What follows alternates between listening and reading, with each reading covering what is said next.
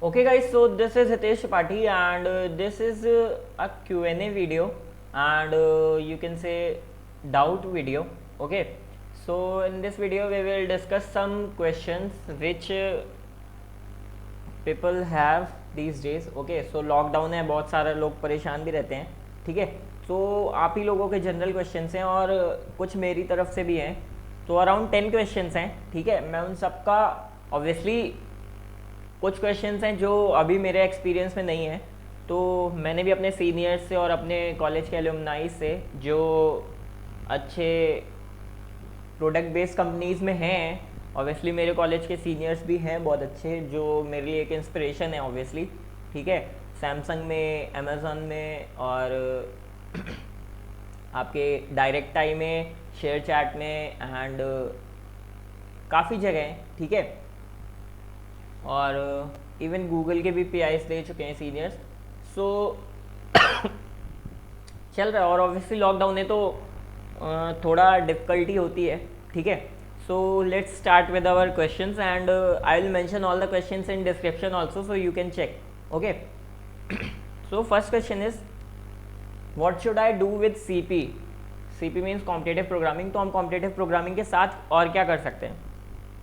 C competitive programming is like इस समय का सबसे बड़ा ट्रेंड हो गया है. हर कोई कॉम्पिटिटिव प्रोग्रामिंग कर रहा है क्योंकि कॉम्पिटिटिव प्रोग्रामिंग लोगों को लग रही है कि इससे जॉब्स हैं.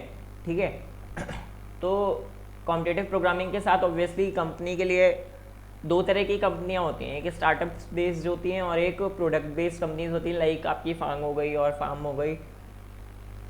ठीक है, तो जो मेनली आपकी प्रोडक्ट बेस्ड कंपनीज होती है, अमेज़न हो गई, गूगल हो गई एंड नेटफ्लिक्स हो गई, और तो ये सारी कंपनीज़ क्या होती हैं, ये सारी कंपनीज़ आपका ज़्यादा डेवलपमेंट में फोकस नहीं करती हैं. इनके लिए बस आपको एक डीएस एंड एल्गो की प्रॉपर नॉलेज होनी चाहिए और बेसिक डेवलपमेंट पता होना चाहिए, जिससे कि आप बाकी जो उन्हें काम करवाना है वो आपको कंपनी में टाइम पीरियड देगी और उसमें आपको करवा लेंगी. ठीक है, बट वहीं जो स्टार्टअप्स होते हैं, स्टार्टअप्स और वो क्या होते हैं, उनका मेन वर्क जो होता है वो होता है डेवलपमेंट पे. ठीक है, तो उसके लिए आपको बेसिकली डेवलपमेंट की अच्छी खासी नॉलेज होनी चाहिए.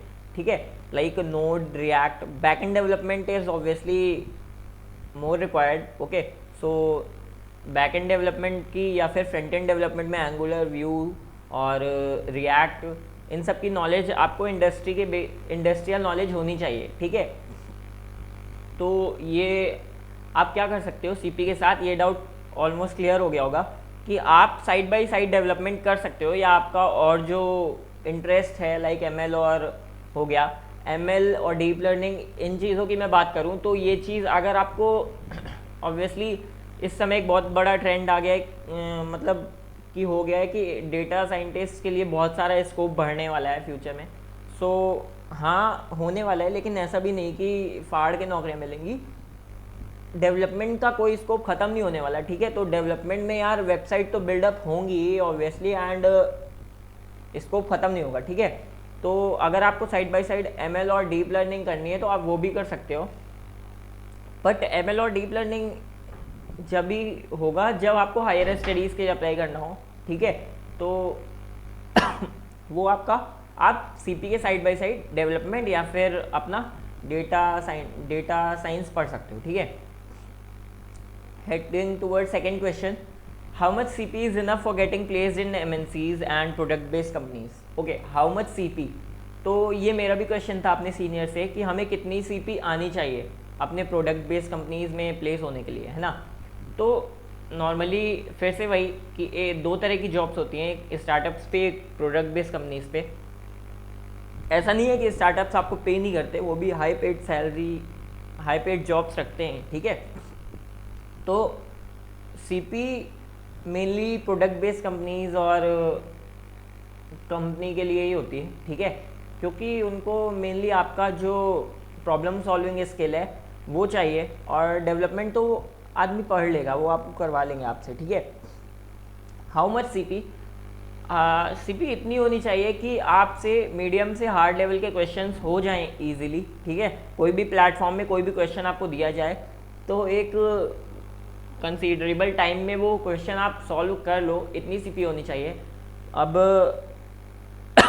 जो मुझे आंसर्स मिले थे तो according to S D is in different companies, इसका आंसर ये था कि आपकी सीपी इतनी होनी चाहिए कि आप मीडियम से हार्ड लेवल के क्वेश्चंस कर लो और कोड शेफ और कोड फोर्सेस पे आपकी रेटिंग ऑलमोस्ट एक्सपर्ट हो जाओ, ठीक है, एक्सपर्ट हो जाओ, या फिर कोड शेफ पे आप 5 स्टार कोड शेफ पे तो आजकल I think easily long challenge day के लोग बन रहे हैं, ठीक है। So it is not important like code chef पे और लीड कोड पे करो आप, लीड कोड पे क्योंकि जो रैंकिंग होता है वो वर्ल्ड वाइड होता है, तो लीड कोड अच्छे से करो और कोड फोर्सेस पे आप एक्सपर्ट लेवल पे आ जाओ। बिकॉज अगर आप एक्सपर्ट लेवल पे हो तो इट मीन्स कि आप डीपी ग्राफ इन सब के क्वेश्चंस कर लेते हो गिवन टाइम पे, है ना, और आपको हर टॉपिक की ऑलमोस्ट कंसिडरेबल नॉलेज है, ठीक है।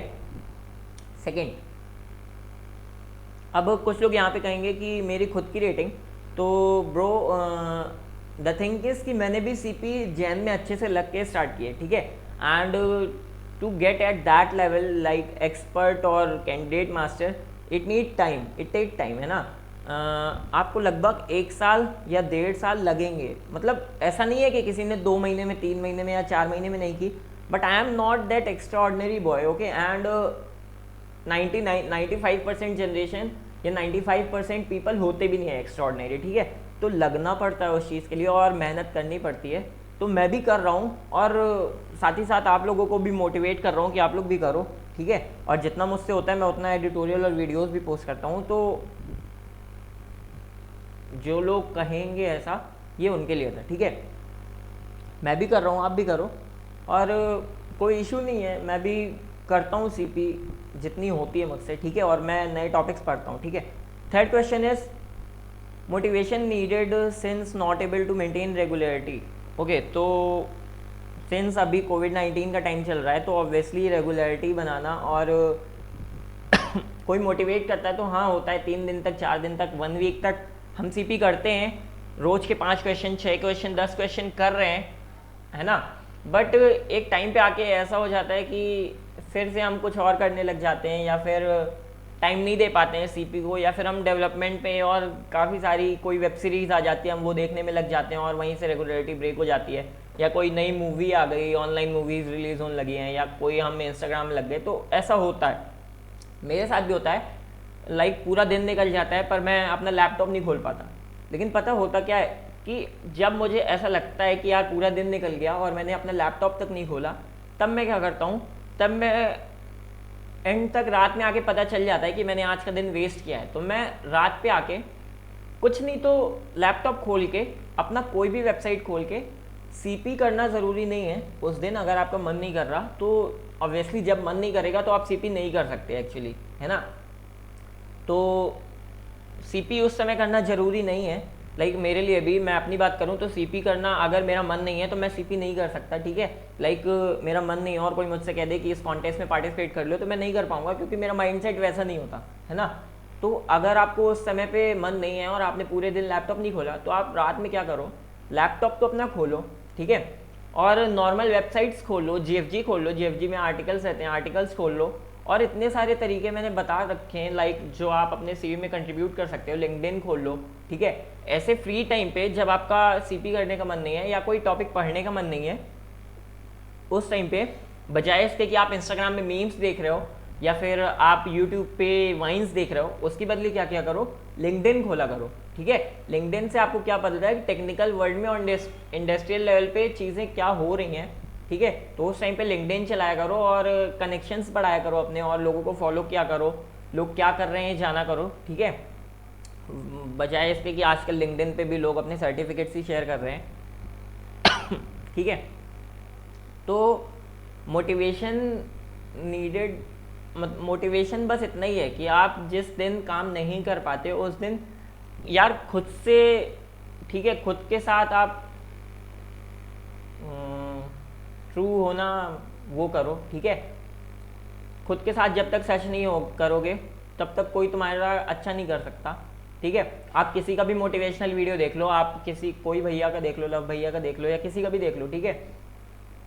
तो कोई आपको मोटिवेट सिर्फ 3-4 दिन के लिए कर सकता है, जब तक आप खुद के लिए नहीं करोगे तो कोई नहीं कर सकता, ठीक है। तो आपको क्या करना है, पूरे दिन में कभी ना कभी तो करो, ठीक है। सीपी में रेगुलरिटी तो बहुत ज़्यादा ज़रूरी है। लाइक अगर आपने एक हफ्ते के लिए छोड़ दी, आप 8वें दिन बैठोगे, आपसे क्वेश्चन सी तक करते थे, बी भी नहीं होगा, मैं गारंटी दे सकता हूँ, अगर आप मतलब बहुत ज़्यादा एडवांस नहीं हो तो, ठीक है। मेरे साथ होता है अगर ऐसा कि मैं अगर 7 दिन सीपी ना करूँ तो 8वें दिन मुझसे नहीं होते क्वेश्चन, ठीक है। तो ये एक इशू है, और इसके लिए आप यही कर सकते हो कि आप टेक्निकल वर्ड से जुड़े रहो, ठीक है। सीपी नहीं कर रहे हो, कोड टाइप नहीं कर रहे तो आप क्वेश्चंस देखते रहो, क्वेश्चंस पढ़ते रहो, मैं भी यही करता हूँ फिलहाल के लिए, ठीक है। तो करो, कुछ ना कुछ करते रहो, खाली हाथ मत बैठो, बस ये था मेन सेंस, ठीक है। 4th question is what if I am not able to solve questions though I am doing it from several months. Very big question. मेरे पहले मेरा भी यही रहता था, ठीक है, अभी भी मेरा यही है। लाइक मैं काफ़ी सारे टॉपिक्स पढ़ रहा हूँ, पर कॉन्टेस्ट भी कभी कभी ऐसा होता है कि यार ए बस होता है या बी बस होता है या ABCD भी हो जाते हैं कभी कभी, ऐसा नहीं है कि हमेशा AB बस हो रहे हैं, तो D तक भी आता हूँ, लेकिन कभी कभी ऐसा होता है कि AB बस हो रहे हैं, ठीक है। तो इस पॉइंट के लिए क्या है चीज़ की, ज़रूरी नहीं है कि हर समय आपका माइंड 100% वर्किंग लेवल पे हो, ठीक है। गलतियां टूरिस्ट से भी होती हैं, ठीक है। मैंने काफ़ी बार एक क्वेश्चन देखा है, लाइक अपने जो इंडिया के टॉप कोडर्स हैं, मैं काफ़ी बार देखता हूँ कि उनका भी एक क्वेश्चन में रॉन्ग सबमिशन लग गया और उनने उसके बाद उस क्वेश्चन के बाद देना कॉन्टेस्ट छोड़ दिया, वहीं पे क्विट कर दिया, ठीक है। तो होता है, ये ज़रूरी नहीं है कि हर दिन आपका माइंडसेट वैसा ही हो।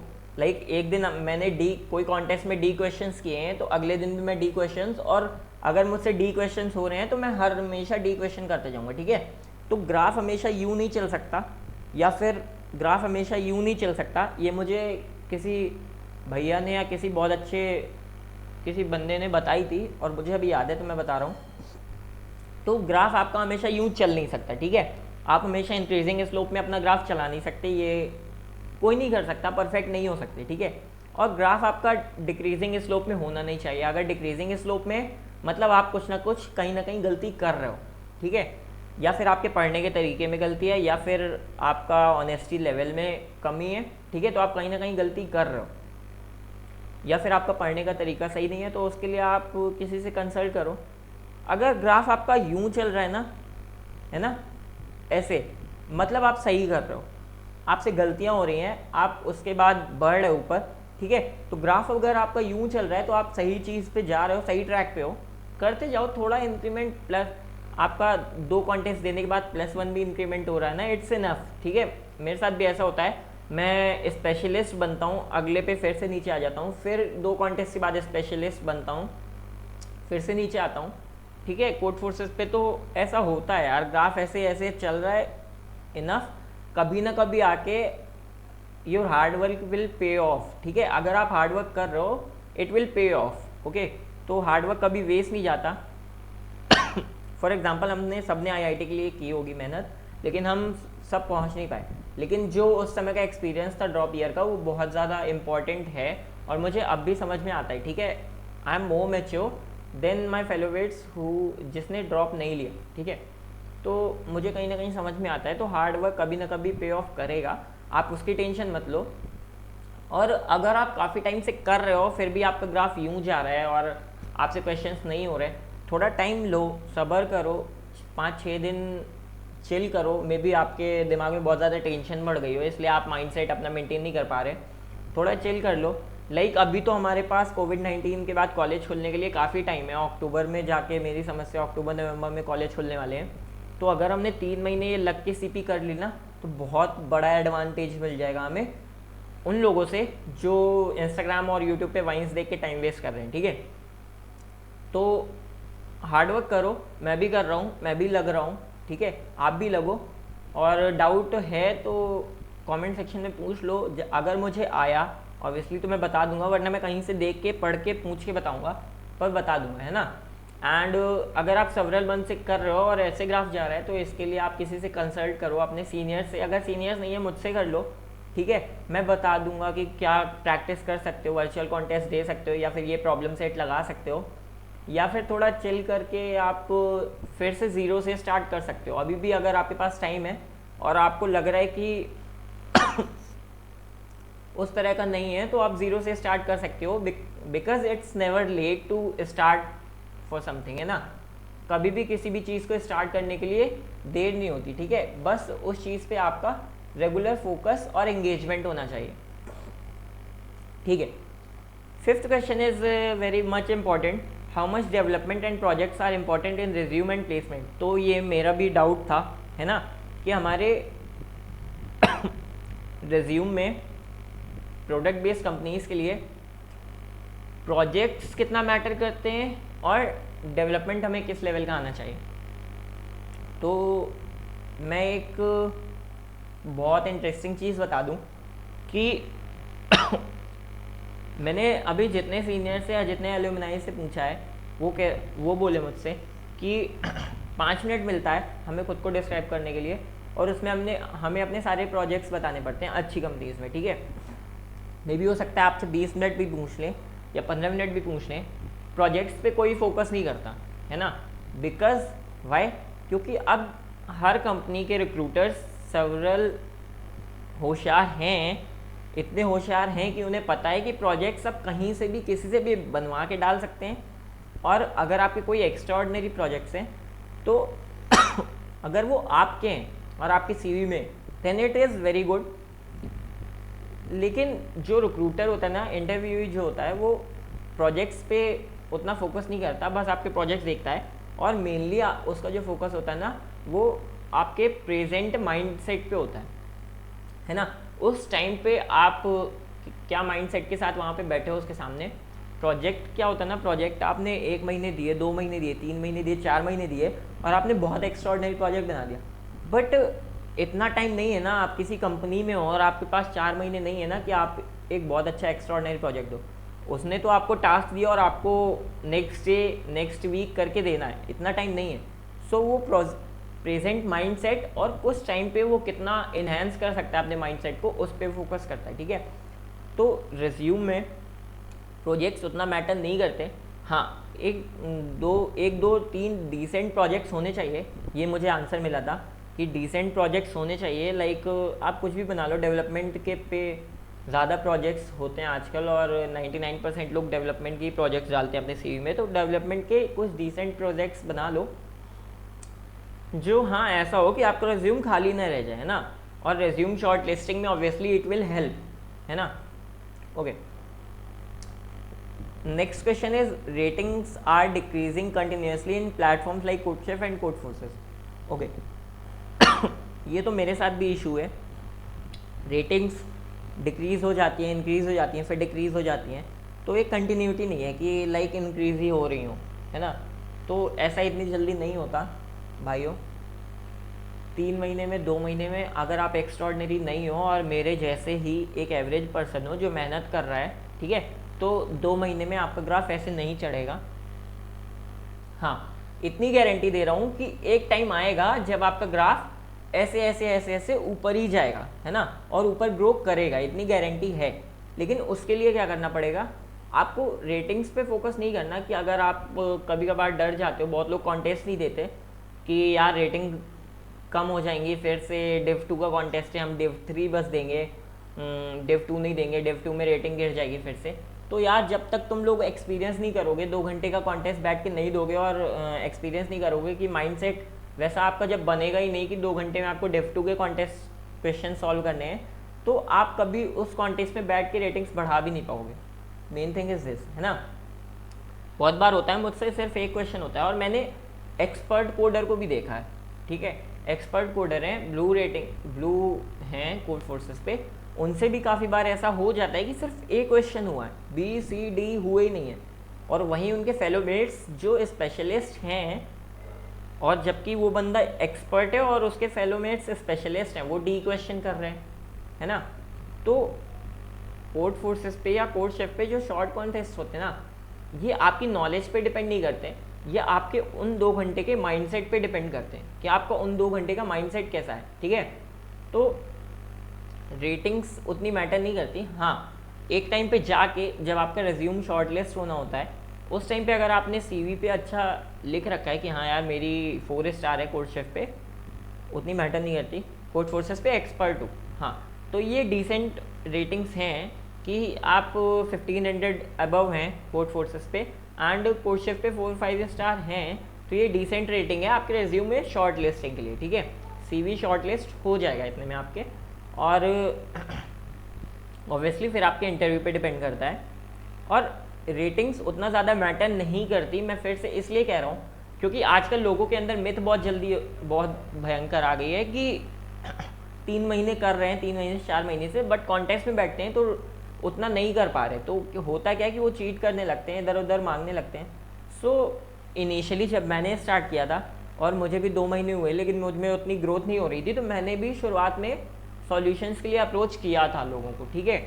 मैं झूठ नहीं बोल रहा हूँ, मैंने भी शुरुआत में जनवरी फेब में अप्रोच किया था लोगों को, यार सॉल्यूशंस मिल जाएं तो कहीं से रेटिंग्स तो इंक्रीज़ हो जाए। बट एक टाइम पे जब मुझे लगा कि हाँ यार वो वाली फीलिंग नहीं आती अंदर से, अगर आपने किसी से मांग के सॉल्यूशन किया है ना, तो वो फीलिंग नहीं आती, अच्छा नहीं लगता, और कॉन्फिडेंस लेवल भी बिल्डअप नहीं होगा। तो उस टाइम पे मैंने भी अपने सीनियर से कंसल्ट किया और उन्होंने मुझे यही समझाया कि अभी तो बहुत टाइम है यार, सेकेंड ईयर में, थर्ड ईयर में हो, और रेटिंग बढ़ाने के लिए ना आपको 6 महीने लगते हैं, है ना। अगर एक बार आपका लेवल उतना हो जाएगा कि आपको एडवांस टॉपिक्स आने लगे हैं और रेगुलरली आप अगर सीपी पे टाइम दे रहे हो, तो ऑब्वियसली आपकी स्पीड बिल्डअप होगी। तो कोड फोर्सेस में स्पेशली 1500 प्लस होने के लिए कुछ नहीं करना पड़ता, बस बेसिक मैथ्स, नंबर थ्योरी और आपकी स्पीड मैटर करती है, ओके। सो रेगुलरली करोगे 6 महीने 8 महीने, तो रेटिंग्स अपने आप आपके एक्सपर्ट पे आ जाएगी, ठीक है, उसकी टेंशन नहीं है। 6 महीने करो, लेकिन लग के कॉन्फिडेंस बिल्डअप करो, बजाय किसी से सॉल्यूशन मांगने पड़े, ठीक है। So right way of, next question is right way of practicing CP and how to manage timings. Timings तो ऑब्वियसली आप पे डिपेंड करती हैं। राइट वे ऑफ प्रैक्टिसिंग में बता दूँ तो मैं कैसे प्रैक्टिस करता हूँ, मैं ऐसे करता हूँ कि मैं पहली बार टॉपिक वाइज प्रैक्टिस नहीं करता हूँ। आप कहाँ से प्रैक्टिस कर सकते हो, मैं प्लेटफॉर्म्स बता दूँ। CSCS प्रॉब्लम सेट देख सकते हो, उसमें टॉपिक वाइज क्वेश्चन हैं, मैं एक वही हुए है जो टॉपिक वाइज लगाता हूँ। एल्स मुस्तफ़ा सर की शीट है एक प्रॉब्लम सेट कोड फोर्सेस की, उसमें बहुत अच्छे से टाइप वाइज क्वेश्चन दिए गए हैं, A, B, C difficulty wise, तो वहाँ से मैं लगाता हूँ। सिंस मैंने A नहीं लगाए थे स्टार्टिंग में, ठीक है, मैंने B पूरे लगाए, फिर अब मैं C लगा रहा हूँ। तो C जब लगाता हूँ ना मैं, तो C वाला जो कॉन्टेस्ट होता है उसके ABC तीनों लगाता हूँ, ठीक है, तो वहाँ पे भी थोड़ा कॉन्फिडेंस बिल्डअप होता है।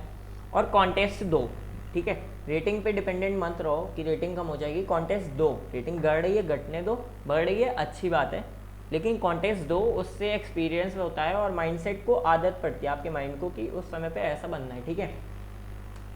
तो वर्चुअल कॉन्टेस्ट 2 यही है प्रैक्टिस करने की, और दिन के 5-6 क्वेश्चन लगा लिया करो सीपी के, it's enough, okay. A2OJ ladders लगा सकते हो, उसमें भी डिफ़िकल्टी वाइज क्वेश्चन है कोड फोर्सेस के, तो मैंने भी स्टार्ट किया अभी, अब लगाऊंगा, तो डिफ़िकल्टी वाइज क्वेश्चंस लगा सकते हो, ठीक है। Next question is for motivation for continuity. तो मोटिवेशन मैंने बता दिया कंटिन्यूटी के लिए। आप क्या कर सकते हो, आप पूरे दिन में यार अंदर से जब आएगा ना, जब भी आप मोटिवेट रह पाओगे। अगर आपको कोई सामने से मोटिवेट कर रहा है और आपके अंदर से नहीं आ रहा, आपका मन ही नहीं कर रहा, तो आप वो चीज़ नहीं कर सकते, एक्चुअल फैक्ट ये, ठीक है। तो अगर आपका मन नहीं कर रहा तो आप वो चीज़ नहीं कर सकते। अगर आपका मन ही नहीं कर रहा तो आप थोड़ा ब्रेक लो, 2 दिन का 3 दिन का ब्रेक लो, उस टाइम पे कुछ मत करो, ठीक है, ये मेरा वे है, मैं अपना वे बता रहा हूँ। उस टाइम पे कुछ मत करो, 3 दिन बाद आपका अपने मन से पढ़ने में मन लगने लगेगा, है ना। तो ऐसा किया करो अगर आपका मन नहीं लग रहा कभी पढ़ने में। और अगर आपने मस्ती में पूरा दिन वेस्ट कर दिया है, तो रात में खुद को फोर्स करके लैपटॉप खोल के बैठ जाया करो। और अगर आपका सीपी करने का मन नहीं है तो आप कुछ और करते रहा करो, ठीक है, कुछ पढ़ते रहा करो, या आर्टिकल्स पढ़ लिया करो, कोई टॉपिक पढ़ लिया करो, कुछ भी, ठीक है। देखने में क्या ही जा रहा है, देख सकते हो। Internships, how to get one and does it really matter. तो यार ये क्वेश्चन तो इम्पॉर्टेंट है, बिकॉज मिथ हो गया है कि अब 3 इंटर्नशिप्स और इंडस्ट्री एक्सपीरियंस, तो इंटर्नशिप्स ज़रूरी हैं भी और नहीं भी। इंटर्नशिप्स में होता क्या है, आजकल की जो इंटर्नशिप्स हो गई हैं वो स्टार्टअप्स करते क्या हैं, आपको जब कुछ आता होगा हायर करते हैं, काम करवाते हैं, पैसे देते हैं, पैसे नहीं भी देते, 1 महीने आपसे काम करवाते हैं और कैंसिल कर देते हैं। तो वो वाली इंटर्नशिप्स ऑब्वियसली मैटर नहीं करती, ठीक है। आपको अगर अप्लाई करना है तो अच्छी प्रोडक्ट बेस्ड कंपनीज पे करो, 6 मंथ्स वाली इंटर्नशिप पे अप्लाई करो, मैंने भी कर रखा है काफ़ी जगह, ठीक है, और शायद लकीली मिल जाए मुझे, ठीक है। तो ऐसी जगह पे अप्लाई करो। और इंटर्नशिप्स मैंने सीनियर से पूछा तो उनने बोला कि उनने सिर्फ 4th ईयर में एक इंटर्नशिप कर रखी है। तो सोच लो कि इस वे में कोई एक बहुत बड़ा इशू नहीं है, इंटर्नशिप मिल रही है बहुत अच्छी बात है, नहीं मिल रही तो भी कोई इशू नहीं है, ठीक है। आप जो करना है आप अपने DSLGO पे फोकस करो और डेवलपमेंट साइड बाय साइड करते रहो, इंटर्नशिप्स मिल जाएंगे, इंटर्नशिप्स कोई बहुत बड़ा इशू नहीं है, ठीक है। Last question is which language should I opt, Python, CPP और जावा। तो ये बेसिकली आपकी चॉइस है, आपको मैं CPP में करता हूँ क्योंकि मैंने C से शुरुआत की थी। पाइथन और हाँ, अनलेस आपको ICPC जैसे कॉन्टेस्ट में नहीं जाना, पार्टिसिपेट नहीं करना और आपको लगता है कि आप हायर लेवल पे जा सकते हो तो आप CPP ऑप्ट कर सकते हो, because CPP is obviously fast and Python कभी कभी धोखा दे जाती है, ठीक है। बट हाँ, अगर आप साइड बाय साइड पाइथन से डेवलपमेंट कर रहे हो, लाइक जैंगो पे डेवलपमेंट कर रहे हो, तो पाइथन इज़ गुड, पाइथन के साथ कोई इशू नहीं है, आप पाइथन पे कॉम्पिटिटिव भी कर सकते हो और डेवलपमेंट भी कर सकते हो। तो पाइथन और जावा का एक ये बेनिफिट है कि आप जावा पे ऐप डेवलपमेंट कर सकते हो और पाइथन पे application, web application development. But CPP पे हम इतना नहीं कर पाते, CPP में बस मैं CP ही करता हूँ, बाकी डेवलपमेंट मैं जावा स्क्रिप्ट में करता हूँ। तो आप किसी पे भी कर रहे हो, ऑल इज़ गुड, बट अगर आपको साथ में डेवलपमेंट करना है तो आप गो फॉर पाइथन अगर आपने स्टार्ट नहीं किया, और CPP में कर रहे हो तो शिफ्ट करने की कोई ज़रूरत नहीं है, ठीक है। अगर आप CPP में हो तो शिफ्ट करने की कोई ज़रूरत नहीं है, जावा पे हो तो शिफ्ट करने की कोई ज़रूरत नहीं है, बिकॉज आप अगर साथ में ऐप डेवलपमेंट कर सकते हो उसके, ठीक है। और पाइथन पे हो तो साथ में वेब डेवलपमेंट शुरू कर सकते हो। और अगर आपको ऐसा बहुत ज़्यादा दिक्कत आ रही है और पाइथन भी अभी आपको बेसिक ही आती है और डेवलपमेंट आपको करना ही नहीं है, या फिर जावा भी अभी आपको बेसिक ही आती है और डेवलपमेंट नहीं करना है, तो CPP में स्विच कर जाओ, इट विल बी गुड, ठीक है, कोई इशू नहीं। सो thank you guys for watching this video. अगर आपको कोई इशू है तो आप कमेंट सेक्शन में बता सकते हैं, और फालतू के डीमोटिवेटिंग मैसेज करने की कोई ज़रूरत नहीं है, ठीक है, बिकॉज आपको वीडियो नहीं देखना ना देखो। एंड वन थिंग मोर, होता क्या कि मैं हर कॉन्टेस्ट के एडिटोरियल्स नहीं बना सकता, बिकॉज और भी स्टफ्स होते हैं मेरे पास करने के लिए, है ना। तो कभी 1-2 कॉन्टेस्ट अगर छूट जाते हैं तो उसके लिए ऐसे डिमोटिवेट करने की ज़रूरत नहीं है। So thank you guys for watching and feel free to subscribe if you have not done yet, and thank you.